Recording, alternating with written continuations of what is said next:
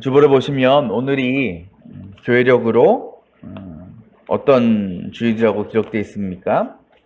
주연후 제1주라고 되어 있죠. 더 정확히 표현하면 주현절 1주째라고 할 수 있습니다. 그러니까 오늘과 우리가 다음 주는 주현절이라고 부르는 절기를 우리가 보내게 되는 거예요. 여기서 주현절이라는 말의 뜻은 그 말에서 우리가 알 수 있듯이 주라는 것은 주 예수님을 가리키고요. 현이라는 것은 출현 할 때에 나타나다 할 때에 현자를 씁니다. 그래서 말 그대로 하면 주님의 출현, 주님의 나타나심이라는 뜻이에요. 그래서 하나님께서 예수 그리스도의 모습으로 자신을 이 땅에 나타내셨음을, 보이셨음을 기념하는 절기가 바로 주현절이라는 겁니다.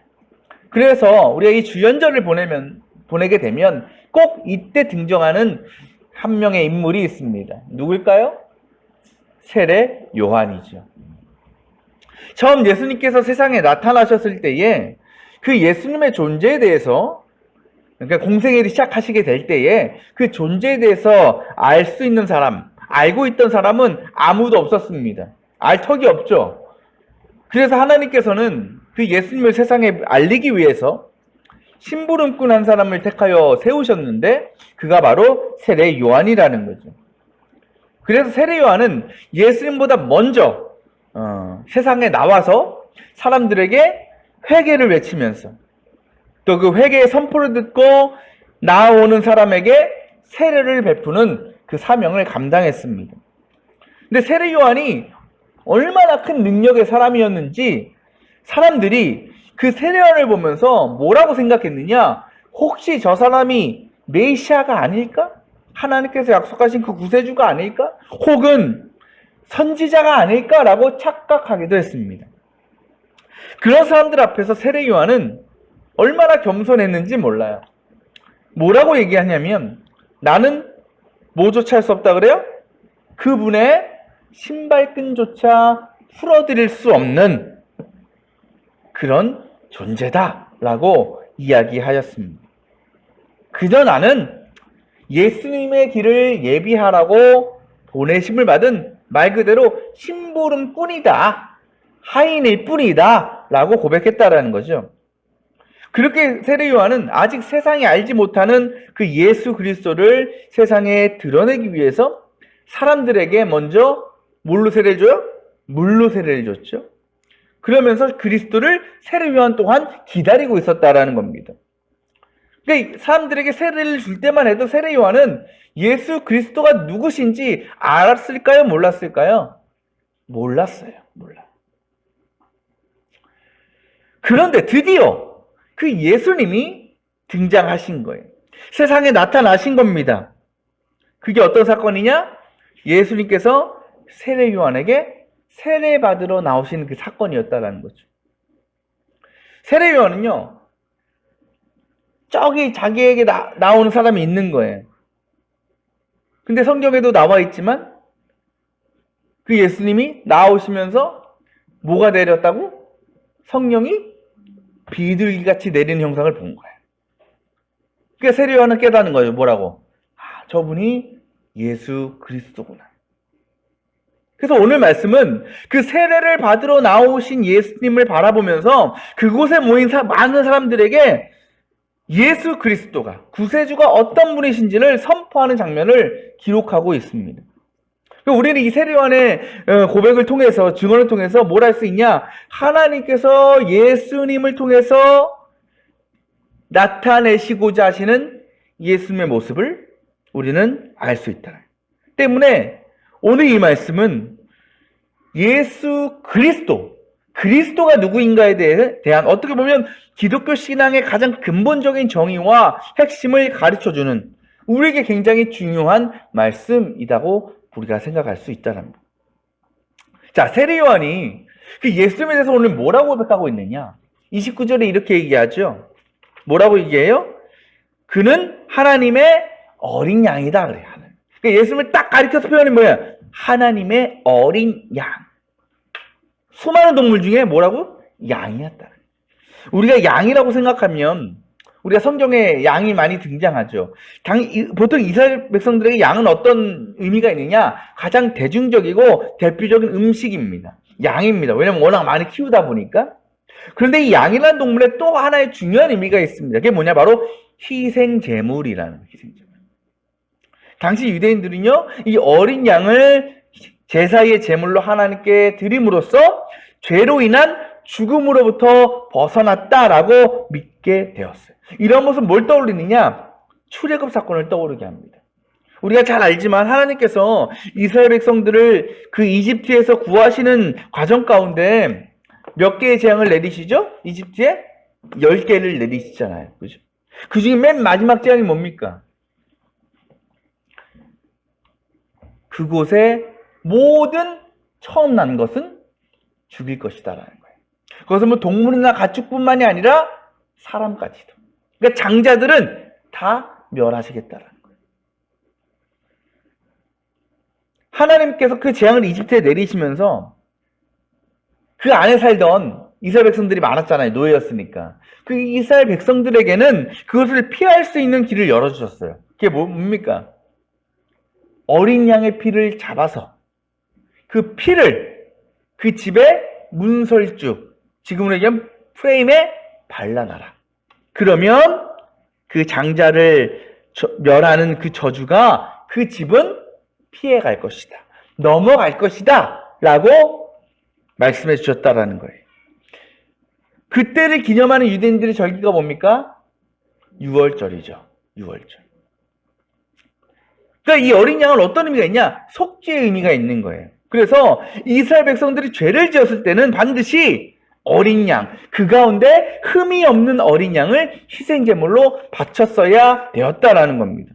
그러니까 오늘 세례 요한이 그런 의미로 예수님을 어린 양이라고 얘기하고 있는 거예요. 뭐 어떤 의미? 희생제물이라는 거예요. 근데 그 양이 어떤 양이라고 앞에 수식하고 있어요? 성경 보실까요? 세상 죄를 지고 가는 어린 양이다라는 거예요. 세상 죄. 보통 유대인들이 제사를 지낼 때 양을 바치면 그 양은 누구의 죄를 지고 가는 거예요? 그걸 바친 사람의 죄겠죠. 자신의 죄를 하는 거예요. 그게 보통 일상이지. 근데 이 하나님께서 보내신 예수 그리스도라는 어린 양은 그렇게 따지면 누구의 죄를 짓는 거예요? 하나님의 죄를 속하는 거죠. 하나님이 보내셨으니까. 근데 하나님은 죄가 없잖아. 그래서 오늘 말씀 뭐라 그래? 하나님의 죄가 아니라 이 세상의 모든 죄를 지고 가시는 양이라는 거예요. 그러니까 이 말은 뭐냐? 예수님께서 사람의 몸을 입고 이 땅에 오신 것은 유일한 목적은 우리의 죄를 대신해서 다 감당하시고 속죄하시기 위해서 그 어린 양과 같이 피를 흘려 죽으시기 위함이다라는 거죠. 그 피로 인해서 우리는 모든 죄로부터 자유함을 얻었고 구원을 받게 되었다라는, 이게 복음의 핵심 아니겠어요? 기독교의 핵심이고. 그렇다면 여러분, 우리가 그런 어린 양이신 예수님을 통해서 그런 우리 예수님을 바라볼 때에 우리가 깨달아야 되는 것이 있어요. 우리가 느껴져야 되는 것이 있다라는 거예요. 그게 뭘까요? 우리는 예수님을 통해서 뭘 봐야 됩니까? 우리의 죄라는 거죠. 예수를 바라볼 때, 어린 양이신 예수를 바라볼 때에 다른 게 아니라 그 예수님께서 지고 가시는 우리들의 죄를 우리는 발견할 수 있어야 된다라는 거예요. 그러니까 세상 모든 죄를 다 져야 될 어린 양을 보내실 정도로 우리가 그러한 죄악 가운데 있었구나라는 것을 깨닫게 되어야 된다라는 겁니다. 그러니까 우리가 그 어린 양 대신 예수님을 통해서 내가 죄인이구나, 저것이 나의 죄구나라는 것을 돌아보게 될 때, 그때야 비로소 우리는 예수님의 그 십자가의 은혜, 십자가의 사랑을 깨닫게 되는 것이고 그 은혜를 누리며 살아갈 수 있게 된다라는 거예요. 이어서 세례 요한이요, 예수님에 대해서 또 하나 중요한 정의를 하나 고백하고 있습니다. 33절에 이렇게 얘기하죠. 끝부분에 뭐라 그래요? 그가 바로 성령으로 세례를 주시는 분임을 알아라라는 거예요. 곧 예수님은 성령으로 세례를 주시는 분이다. 동일한 말씀이 기록된 마태복음에서 이렇게 얘기하고 있어요. 세례 요한, 나는 너희를 회개시키려고 물로 세례를 준다. 하지만 그분은 너희에게 성령과 불로 세례를 주실 것이다 라는. 그러니까 세례 요한이 베푸는 세례와 예수님께서 베푸실 세례는 완전히 다르죠. 세례 요한은 어떤 세례예요? 물의 세례예요. 예수님은 성령의 세례예요. 불의 세례예요. 이 둘의 차이가 어떤 것이 있을까? 세례 요한이 사람들에게 세례 베풀 때에, 물의 세례 베풀 때에 선포한 것이 있습니다. 그게 뭐예요? 회개하라는 거죠. 그러니까 세례 요한이 베푼 세례는 무슨 세례다? 회개의 세례. 사람을 회개하는 세례라는 거예요. 죄를 깨닫게 하는 세례라는 겁니다. 그런데 성령의 세례는 뭐냐? 그렇게 회개의 세례를 받고 물의 세례를 받고 온 사람들이 이제는 죄로부터 완전히 돌이켜서 믿음의 길을, 그 하나님께서 원하시는 그 길을 끝까지 감당할 수 있게 만드는, 한마디로 얘기하면 성화를 위한 세례가 성령 세례다라는 거예요. 그걸 우리는 다른 말로 성령의 기름 부음이라고 표현합니다. 그러니까 우리가 하나님의 자녀들이 제대로 믿음 생활을 하려면 절대로 우리 인간적인 능력과 지식으로는 불가능해요. 왜? 우리는 여전히 죄인이기 때문에, 연약하기 때문에 우리는 완전히 하나님의 뜻을 헤아리고 따를 수가 없습니다. 그 일은 오직 성령을 통해서 가능하다라는 거예요. 곧 성령 충만해져야 우리는 비로소 성화로 나아갈 수 있다라는 겁니다. 그래서 사도 바울이 고린도전서 2장에서 이렇게 고백해요. 하나님께서는 성령을 통해서 이런 일들을 우리에게 계시해 주셨습니다. 성령은 모든 것을 살피시니 곧 하나님의 깊은 경륜까지도 살피십니다. 여기서 경륜이란 말은 계획, 뜻이란 말이에요. 곧 성령님은 한마디로 어떤 분이냐? 우리로 하여금 하나님의 마음을 깨닫게 하십니다. 하나님의 마음을 알게 하시는 분이다라는 거예요. 그러니까 우리가 그 성령을 받으면 어떻게 될까요? 성령으로 기름 부음 받으면 어떻게 돼요? 비로소 그때야 하나님께서 원하시는 것이 이런 거구나, 하나님의 마음이 이런 것이구나를 깨닫게 된다라는 거예요. 만약에 그 성령이 우리와 함께 하지 않으신다면 우린 절대 그래요. 오히려 우리는 내 뜻을 하나님의 뜻이라고 오해해요. 그래서 정당화하는 실수와 죄를 범하게 될 수밖에 없다라는 겁니다. 그런데 그 성령님의 능력은 단지 하나님의 뜻을, 하나님의 생각을 깨닫게 하고 알게 하는 것으로 끝나는 것이 아니에요. 아는 것과 행하는 건 너무나 다른 문제죠. 그죠? 성령님은 어떤 분이냐? 우리가 깨닫게 하는 것을 넘어서 그 말씀대로 살아갈 능력까지도 주시는 분이라는 거예요. 우리가 단지 알고 있다고, 그 알고 있는 그 지식적인 것으로 그것에 대한 어떤 효력이나 변화가 나타납니까? 그렇지 않잖아요. 이 세상에 범죄들이 얼마나 많습니까? 왜 사람들이 범죄를 짓니까? 왜 죄를 지어요? 그게 죄라는 걸 몰라서 지어요? 죄를 지으면서 이거는 죄가 아니야 라고 질까요, 사람들이? 아니잖아요. 다 안 되는 줄 알아. 이게 범죄인 줄을 알아요. 그러면서 짓는 거. 이게 뭐야? 아는 것과 행하는 것이 완전히 달라진다. 그러니까 우리가 많이 알고 있다고, 내 그런 지식이 많다고 그렇게 살게 되는 것이 아니다라는 거예요. 그것 또한 누구의 영역이다? 성령님의 영역이라는 거예요. 성령님은 우리를 하나님의 뜻과 마음을 알게도 하시지만, 깨닫게도 하시지만, 그것도 우리에게 너무나 중요하지만, 우리가 그것을 끝까지 성령님의 능력을 힘입어 살아내지 못한다면, 삶으로 보여내지 못한다면, 그 아는 것은 아무것도 쓸모가 없게 되는 거라는 거예요. 우리가 반드시 아는 것을, 무엇을 해야 되고 무엇을 하지 말아야 된다라는 그 지식을 우리가 행해야 될 때, 그대로 행할 때에 그때 우리가 아는 것이 목적하고 있는 그런 선한 결과들이 우리에게서 나타날 수 있다라는 겁니다. 그러니까 우리가 아무리 하나님의 말씀을 잘 알고 그런 성경적인 지식이 많아도 그 말씀대로 살아갈 능력은 부족한 거예요. 그렇죠? 왜? 말씀드린 대로 우리 안에 죄성이 있기 때문에, 아직도 인간적인 뜻을 따라 살려고 하는 마음이 있기 때문에 그런 거죠. 그래서 우리에게 성령이 필요한 거예요. 성령이 우리 안에 계셔야 되는 거예요. 그때 성령께서 우리 안에 임하시면 우리가 하나님의 뜻과 말씀을 깨닫는 것을 넘어서 그대로 살아갈 수 있도록 우리에게 능력을 주시고 또 그것을 통해서 하나님의 선하신 뜻과 계획을 이루어 가실 거라는 거예요.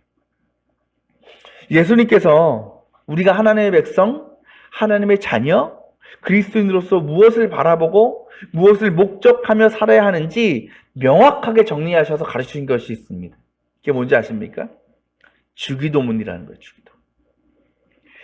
그 주기도문은요, 우리가 이 세상에 살아가면서 하나님께서 뜻하신 일과 계획들이 이루어지기를 소망하면서 드리는 기도이죠. 그것과 동시에 주기도는 뭐냐? 또한 그 일을 위해서 우리가 그렇게 살아가겠다라는 결단의 고백이기도 합니다. 곧 우리는 주기도문의 고백처럼 하나님의 이름이 거룩해지도록, 하나님의 뜻이 이 땅 가운데 이루어지도록, 하나님께서 허락하시는 물질과 양식에 감사할 수 있도록, 하나님께서 그러신 것처럼 우리도 다른 이들을 용서하며 사랑할 수 있도록, 세상의 시험에 들지 않고 악에서 벗어날 수 있도록, 모든 권세와 영광을 하나님께 돌릴 수 있는 삶이 될 수 있도록 우리가 그렇게 살아야겠다고 결단하는 기도가 주기도문이라는 거예요. 하지만 우리의 삶을 보면 어떻습니까? 솔직히 그 주님께서 원하시는 삶과 너무나 동떨어진 모습으로 살아갈 때가 너무나 많다라는 거죠. 남미 우루과이라는 나라가 있죠. 그곳에 한 성당이 있습니다. 그 성당의 외벽에 한 글귀가 이렇게 새겨져 있다라고 합니다. 그건 주기도문이었어요. 근데 주기도문인데 우리가 아는 주기도문이 아닙니다. 굉장히 주기도문을 역설적으로 해석해서 기록해 놓았다라는 거예요. 그 내용을 한번 소개해 드리겠습니다. 제가 화면에도 준비를 했는데 이렇게 기록되어 있습니다. 세상 일에만 빠져 있으면서 하늘에 계신 이라고 하지 마라. 너 혼자만 생각하며 살아가면서 우리라고 하지 마라. 아들, 딸로서 살지 않으면서 아버지라고 하지 마라. 자기 이름을 빛내기 위해 양가림을 쓰면서 아버지 이름이 거룩히 여김을 받으시며라고 하지 마라. 물질 만능의 나라를 원하면서 아버지의 나라가 임하시오며 하지 마라. 내 뜻대로만 되기만을 원하면서 아버지의 뜻이 하늘에서 이룬 것 같이 땅에서도 이루어지이다 라고 하지 마라. 가난한 이들을 본체만 차면서 오늘 우리에게 일용할 양식을 주옵시고 라고 하지 마라. 아직도 누군가에게 앙심을 품고 있으면서 우리가 잘못한 일을 우리가 용서하오니 우리를 용서하옵소서 하지 마라. 죄 지을 기회를 찾아다니면서 우리를 시험에 들게 하지 마옵시오 하지 마라. 악을 보고도 아무런 양심의 소리를 듣지 못하면서 악에서 구하옵소서 하지 마라. 주님의 기도를 진정 너 자신의 기도로 바치지 않으면서 아멘이라고 하지 마라. 이 기도를 통해서 우리 자신의 삶이 발견되지 않으십니까?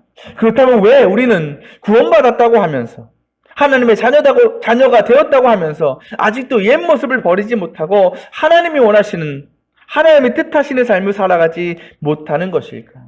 그 시작이 어디 있는지 아십니까? 바로 내 자신의 죄를 깨닫지 못한 것이라는 거예요. 곧 주님을 바라볼 때에 그분이 지고 가시는 우리의 죄를 우리는 발견하지 못하기 때문입니다.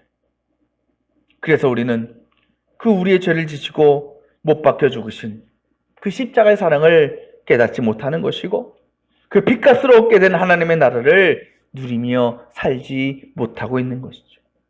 그저 우리의 믿음의 이유는 주님을 통해서 오직 세상에서의 유익과 만족을 채우려는 그런 마음과 생각이 가득 차 있다는 거죠. 또 그 안에는 나는 모든 것을 마땅히 누릴 만한 능력과 자격이 있다라는 우리의 교만이 들어있다라는 겁니다. 세례 요한은 예수님을 이스라엘에 그리고 이 세상에 나타내도록 부름받은 사람입니다. 그리고 지금을 살아가는 우리들에게 우리가 바라보는 예수 그리스도가 어떠한 분이신지를 증거하고 있습니다. 우리는요, 그 예수님을 제대로 바라볼 수 있어야 돼요. 그래야 우리는 내 자신이 어떠한 존재인지를 깨닫게 되는 겁니다.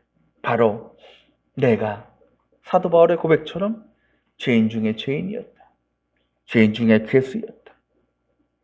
하지만 그럼에도 예수님의 희생과 사랑으로 용서받고 구원의 기쁨을 누리게 된 놀라운 복음의 증인이라는 것을 우리는 늘 품고 살아가야 됩니다. 여러분, 이제 우리가 예수님을 바라볼 때, 주님의 십자가를 생각할 때에 무엇을 생각해야 되겠다고요? 그분이 십자가에 달려 죽으시면서 짊어지신 우리들의 모든 죄를 발견할 수 있어야 된다는 겁니다. 그때 비로소 우리는 나를 위해 십자가에서 돌아가신 그 주님의 사랑을 알게 되는 것이고, 그때 속죄의 은혜, 구원의 감격을 누리게 되는 겁니다. 그리고 그 은혜 가운데 성령님께서 우리가 구원받은 존재로서 믿음의 길을 끝까지 감당할 수 있는 힘과 능력을 부어 주시는 것입니다. 그를 위해서 우리는 날마다 예수 그리스도의 이름으로 뭘 구해야 될까요? 성령을 구하며 살아가야 되는 겁니다. 그러면 성령께서 우리 안에 들어오셔서 주님의 뜻을 분별하게 하시고 또 그 말씀대로 뜻대로 행할 수 있도록 우리를 인도해 주실 줄 믿습니다. 오늘 세례 요한을 통해서 처음 보여주신 그 예수의 모습을 우리가 삶 가운데 바라보면서 그 주님께서 베풀어 주신 구원의 감격과 구원의 소망과 구원의 은혜를 우리가 누리며 살아감으로 성령께서 허락하신 능력으로 옳은 길, 믿음의 길을 잘 걸어갈 수 있는 저 여러분 되시길 바랍니다. 그래서 하나님께서 자신의 아들을 어린 양으로 보내신 그 목적, 그리고 우리를 성령으로 기름 부으신 뜻을 이루어가고 여러분에게 맡겨주신 믿음의 사명들을 끝까지 잘 감당하며 우리의 삶 가운데 크고 풍성한 그 신앙의 열매들이 거두어지기를 주님의 이름으로 축원합니다.